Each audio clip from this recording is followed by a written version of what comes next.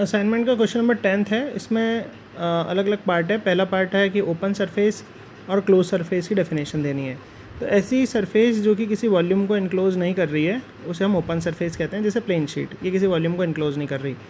और ऐसी सरफेस जो किसी वॉल्यूम को इनक्लोज कर रही है उसे क्लोज सरफेस कहते हैं, जैसे कि स्फीयर के अंदर ये इतना सारा वॉल्यूम इनक्लोज है। फिर अगला बोल रहे हैं कि एक स्मॉल एलिमेंट्री वेक्टर है ds, उसको शो करना है। तो छोटा सा एक एरिया ले लिया, सरफेस एरिया, उसका नाम ds रख दिया और एरिया वेक्टर कहाँ बनाना है, आउटवर्ड। इसी में अगला क्वेश्चन है डिफाइन इलेक्ट्रिक फ्लक्स। तो इलेक्ट्रिक फ्लक्स क्या होता है, number of electric field line passing through an area normally, जिसका फॉर्मूला होता है ई डॉट है या ई ए कॉस थीटा। इतना करने के बाद इसमें अगला पार्ट ये था कि what is the significance of Gaussian surface. तो गॉसियन सरफेस बना के हम क्या फ़ायदा होता है कि हम इलेक्ट्रिक फील्ड इंटेंसिटी आराम से निकाल लेते हैं। गॉस एप्लीकेशन हमने देखे थे ना तीनों, उसमें हम आराम से इलेक्ट्रिक इंटेंसिटी निकाल रहे थे।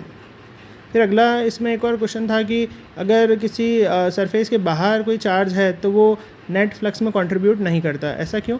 क्योंकि अगर बाहर चार्ज है तो उससे इलेक्ट्रिक लाइन अंदर आ रही है, जितनी अंदर आ रही है उतनी बाहर निकल जा रही है।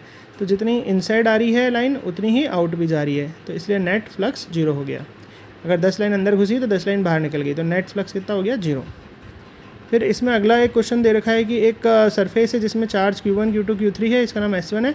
ये एक बड़े सरफेस के अंदर रखा हुआ है जिसका नाम S2 है, और इस बड़े सरफेस और इस S1 के बीच में एक चार्ज Q है।